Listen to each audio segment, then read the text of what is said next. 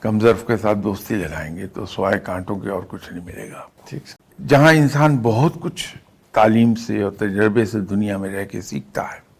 کچھ چیزیں جینیٹیکلی بھی ٹرانسفر ہوتی ہیں. میں وہ بلڈ لائن کی بات نہیں کروں گا یا قبیلے کی بات نہیں کروں گا یا ذات پات کی بات نہیں کر رہا. میں جینیٹیکلی کہہ رہا ہوں ٹھیک سر. کہ جو کچھ ہم اپنے ماں باپ کو کرتے دیکھتے ہیں وہ ہماری فطرت کا حصہ بنتی ہیں. ٹھیک ہے سر. ہم ان کو فالو کرتے ہیں.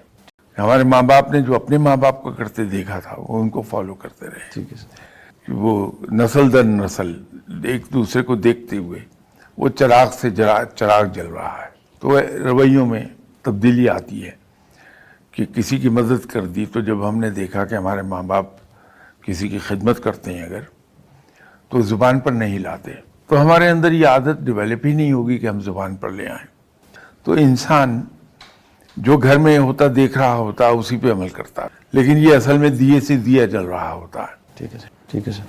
تو یوں اس کو ہم ذرا پڑھی لکھی زبان میں جینیٹیکلی ٹرانسفر کرنا کہہ دیتے ہیں. ٹھیک سر.